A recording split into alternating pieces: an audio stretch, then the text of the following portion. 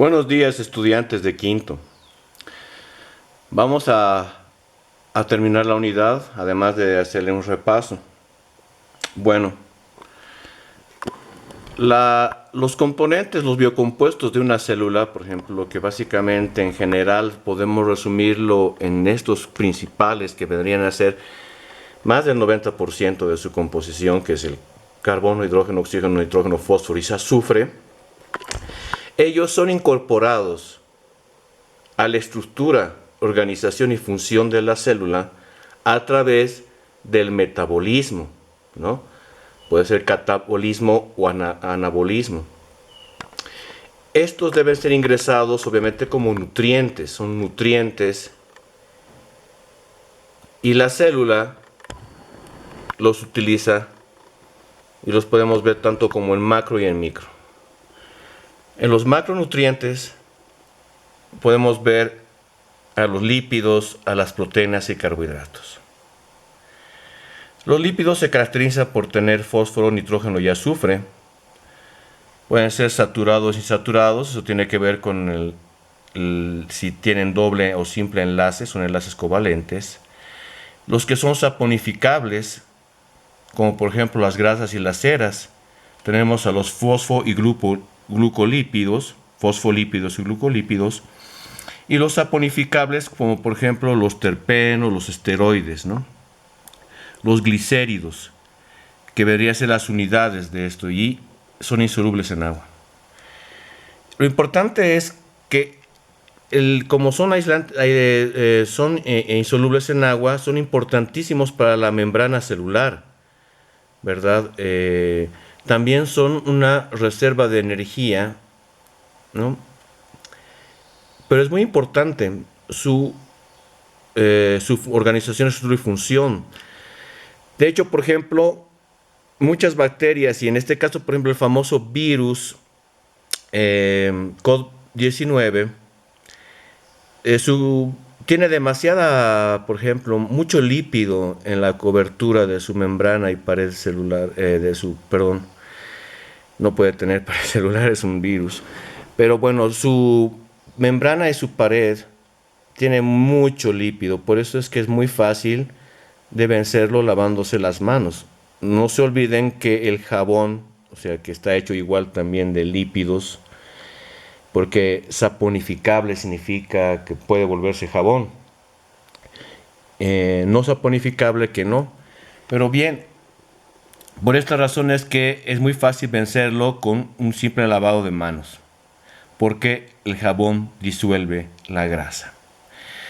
Luego tenemos a las proteínas, cuyo, digamos, compuesto principal más importante es el nitrógeno. Las proteínas son unidades de aminoácidos que están hechos, por ejemplo, de péptidos, se les llama así. Y los péptidos también pueden tener azufre, fósforo, calcio, hierro, magnesio y yodo. Son muy importantes, por ejemplo, para la defensa del organismo, para procesos enzimáticos, varias hormonas, el colágeno. El colágeno tiene una gran elasticidad.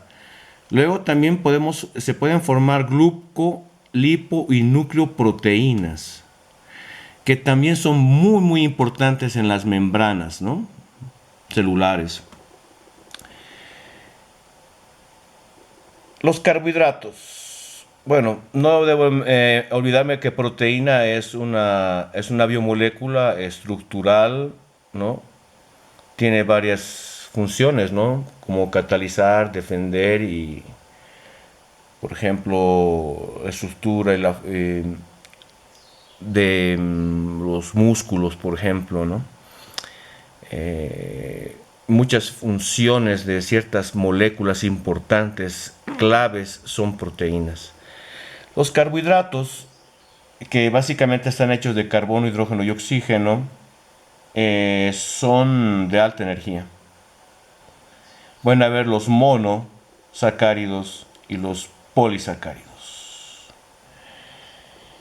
Les puedo mencionar, por ejemplo, que una muy importante es la ribosa. ¿Por qué le he recalcado? Porque forma parte de los ácidos nucleicos y los nucleótidos. Y bueno, ahí tenemos, por ejemplo, la glucosa, ¿no?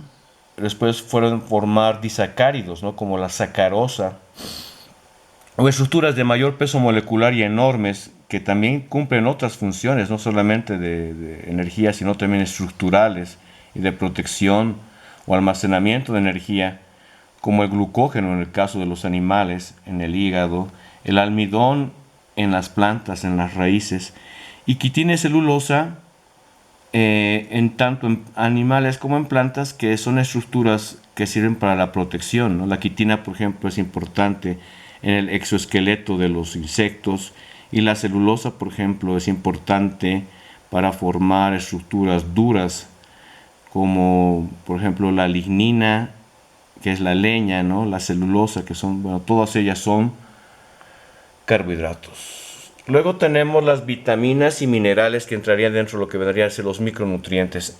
Significa que ellos no deben estar en grandes cantidades, pero son sumamente esenciales. Los hay también aquellas que son insolubles en agua, o sea, que son solubles en lípidos, por ejemplo, estas vitaminas. Pero también tenemos sales y iones, ¿no? Aquellos que son solubles en agua, como el cobre, manganeso, magnesio y zinc. El caso del zinc, por ejemplo, es muy importante para el metabolismo de las proteínas y también de hormonas como la testosterona.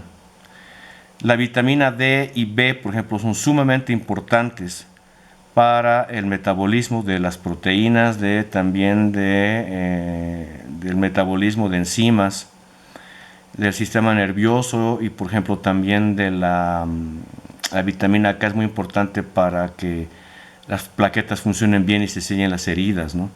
Son muy importantes también para procesos osmóticos, ¿no? Habíamos visto la ósmosis, cuando el agua pasa de una membrana, a través de una membrana, de un lugar con menor concentración de soluto a uno de mayor concentración de soluto. Ese paso de agua a través de la membrana, provocado por esa diferencia de concentración, se llama ósmosis. Luego también tenemos, por ejemplo, los que son insolubles en agua, los iones, como por ejemplo el calcio y el cloro, los carbonatos. Son muy importantes porque estas sales forman estructura, ¿no? Son sostén de varios animales, y también de otras estructuras, ¿no? Que tienen que ver con calcio, carbonatos y cloro. Bien, todas ellas se van a disolver más o menos en el agua. Tenemos a los nucleótidos y ácidos nucleicos, que vendrían a ser aquellos que codifican y dan órdenes para la producción de aminoácidos y proteínas. Eso hace que se pueda secuenciar y guardar información en su estructura, información genética. Tenemos principalmente al ADN y al ARN, ácido desoxirribonucleico, ácido ribonucleico. Es decir, hay una base nitrogenada, una pentosa y un fosfato. Esta base nitrogenada puede ser una base púrica o una pirimídica.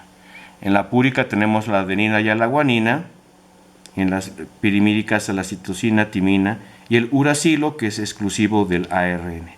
Podemos ver que entre ellas se combinan, por ejemplo, guanina con citosina, adenina con timina.